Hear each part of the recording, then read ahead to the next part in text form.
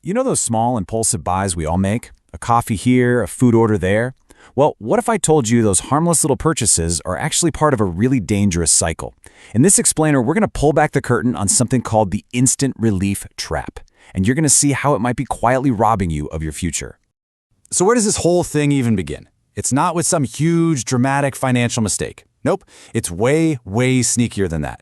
It starts with a quiet little voice in your head, a little whisper you tell yourself. Come on, be honest with yourself. After a long, stressful day, that little voice pops up, right? It's just 200 rupees. I deserve this. It feels like self-care, like a tiny reward you've earned. And that's exactly why it's so powerful and so hard to ignore. And right after that whisper comes the action. That one food delivery you weren't planning on. That one item from a flash sale that you just had to have. That one new streaming subscription. Each time it feels like nothing, like it barely even counts. But here's the thing. All of those nothings, well, they add up. This isn't about feeling bad about one purchase. It's about recognizing a pattern where these tiny choices are slowly, silently draining away the resources you need for your biggest goals. Okay, so why is this so hard to stop? Why do we keep falling for the same trick, even when a part of us knows we shouldn't? Well, it's not about a lack of willpower. It's because you're caught in a really powerful psychological loop. Let's put a name to it. The instant relief trap.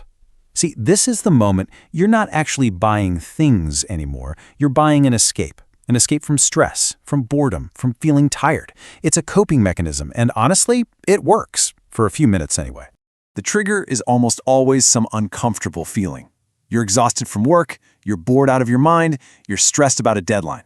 Your brain is literally hardwired to find the fastest, easiest escape from that feeling. And this right here, this is the cycle. Step 1. You feel the stress. That feeling triggers step 2, the immediate urge to spend. And that purchase gives you step 3, a short burst of relief.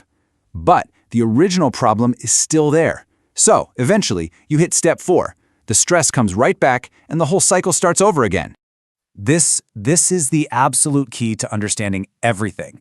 If you've ever tried to fix this with a budget and failed, this is why. You can't solve an emotional issue with a spreadsheet. You're basically putting a financial band-aid on an emotional wound. And technology just pours gasoline on this fire. Every single notification, every limited time offer is literally engineered to give your brain a hit of dopamine. Now, dopamine isn't just about feeling good, it's the chemical of wanting more. It creates that powerful craving. The apps on your phone are designed to whisper, "Go on, just one more order. You'll feel better," right when you're at your weakest.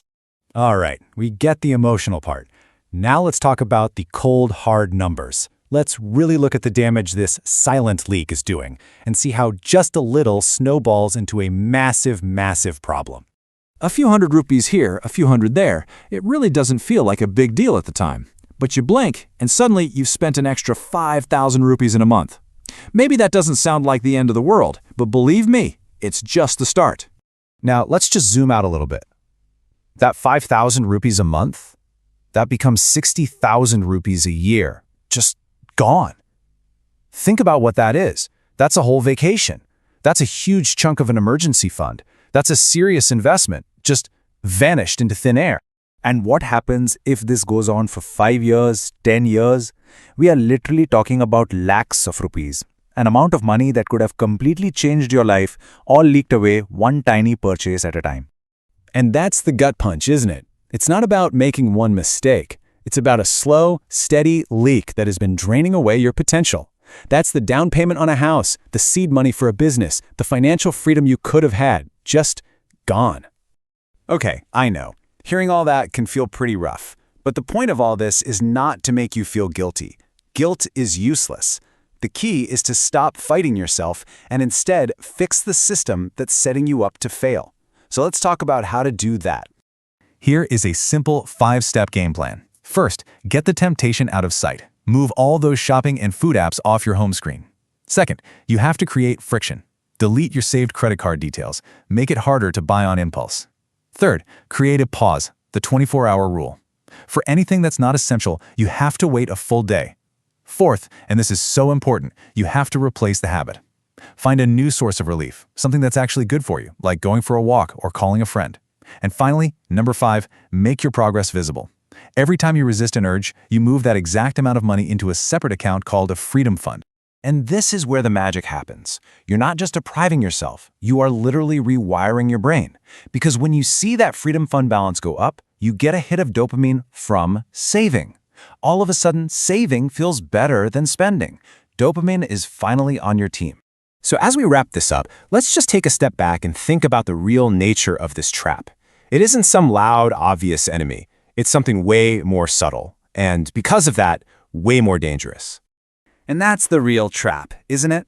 It never feels like a crisis. It just whispers to you. It's okay. It's just a little. You deserve it.